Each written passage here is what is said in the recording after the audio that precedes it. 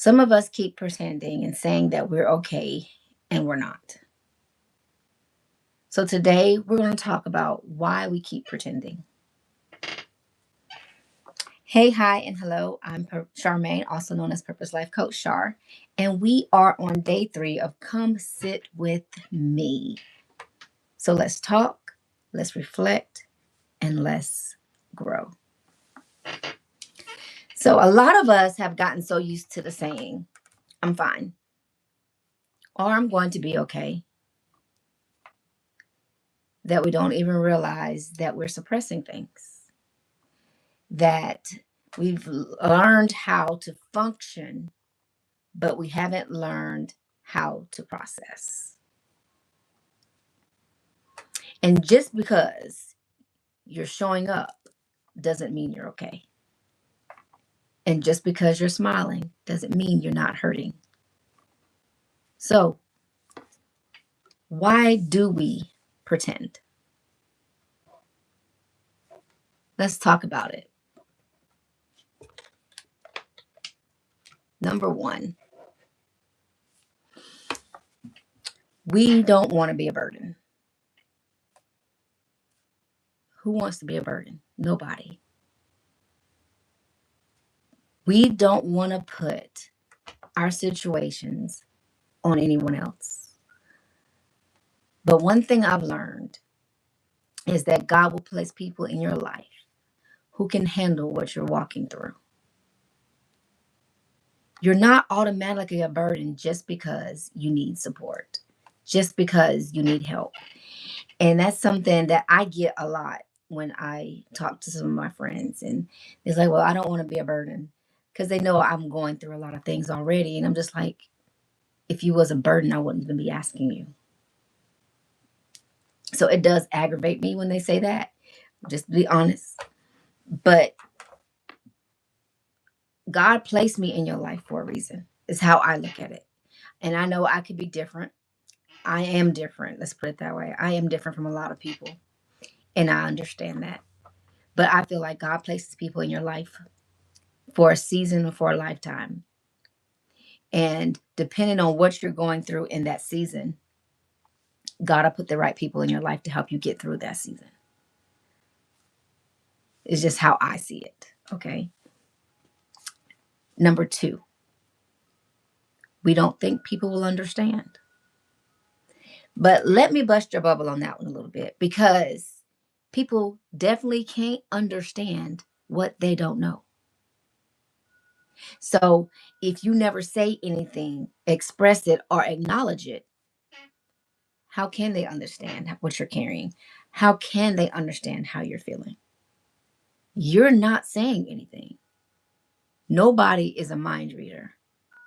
And though we feel like people should know what's going on in our lives, you know, you got to stop doing that. People don't know what's going on in our lives unless we give them access to it. So, number 3. Number 3, I feel like a lot of us fall into this category. Um, we've been strong for so long that we don't know how to do anything else. It feels like it's our job to carry. It's our burden to bear. Like nobody else can help us get through it but us. Nobody else can fix it but us. Because we're so used to being the strong one. But, if we never give somebody else a chance, we'll never know what they can do. If they choose to want to step up to the plate, we won't even allow that because we're so used to being the strong one. The one that, everybody comes up to. But pretending doesn't heal you. It delays you. It breaks you down. It keeps you stagnant. And eventually, what you keep pressing down has to come out. And when I say that it has to come out, you got to think about it. Because if you keep pressing, and keep applying that pressure, eventually that pressure is going to have to erupt in some form. It's going to come out as frustration. It's going to come out as anger. It can come out as depression. It can come out in your body with your health, pains, heart attacks, strokes. You know what I'm saying? You never know. It can ruin your relationships. It can mess with your decisions because you won't be focused. You won't have clarity. So you know what I'm saying? You can end up making a permanent solution to a temporary situation. And we see it all the time because we feel like nobody's going to listen to me. Nobody's going to understand where I'm coming from. And I promise you, somebody's going through something similar to what you're going through. It might not be identical because we're all unique for a purpose. But I'm telling you, somebody has been through something similar to what you're going through right now. But you have to be willing to acknowledge it. You have to be willing to give somebody else some type of access to understanding that, okay, this is what I'm going through. And it's not for everybody. You ain't got to tell everybody. But the first person you have to do it with is yourself. You have to be able to acknowledge it before you can even give anybody else access to it. So that is why we have to stop stacking it, pressing it down, and all we're doing is keep making more room for more pain without ever processing what is already there. Now, I always kind of like to bring it back personal to me because I don't like to talk about things that I haven't been through or that I'm not going through because I always want to make it relatable and understandable. I had to learn this personally because 2 years ago I lost my boyfriend. And I used to say it often, but I once he passed, I ended up saying it a lot more. It's okay not to be okay. And it is. I've learned if I'm not okay, guess what? I am not okay. But here's the difference.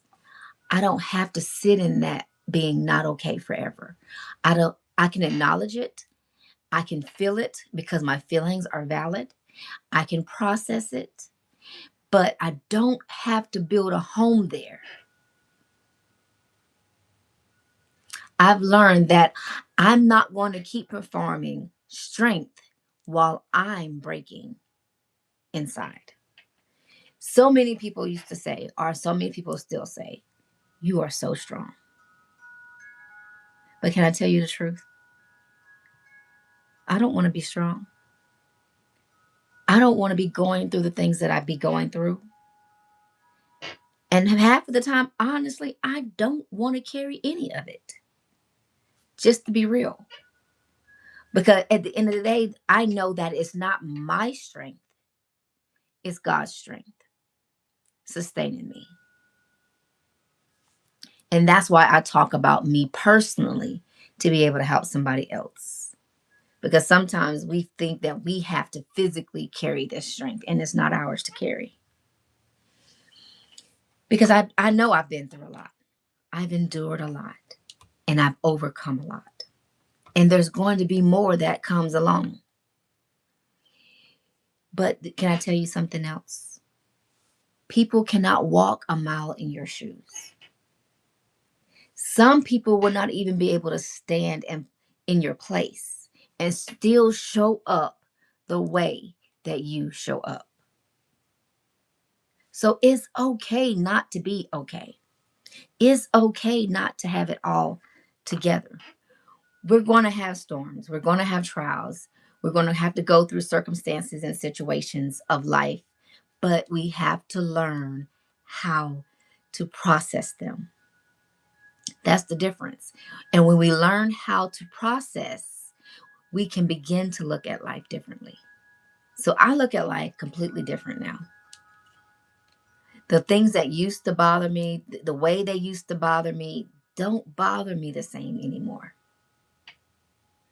So we have to stop lying to ourselves just to look strong for everybody else. Because remember, they're not living your life, it's your life.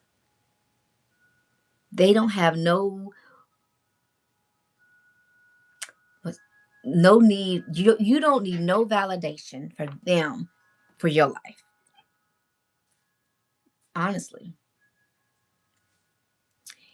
So if this is you, if you've been holding things in and not really processing them, that's exactly why I created my 5-day emotional reset guide. I'm going to put it in the link. I'm going to put the link in the comments. Or if you want to go over to my PayHip store, Purpose and Serenity, and you can grab it over there. But what I want you to do is I want you to take those 5 days, just 5 days. And it's not even a long time in those 5 days.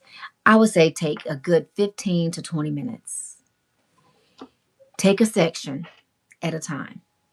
Sit with it. Be honest with yourself. Break it down and process it. Because at the end of the day, it's you and the person in the mirror. Your only competition, hun, is your reflection. But you have to be honest with yourself. So come back tomorrow and let's go a little bit deeper. And until next time, I am Purpose Life Coach Shar. And remember that serenity is more than peace of mind, it is peace within inner self.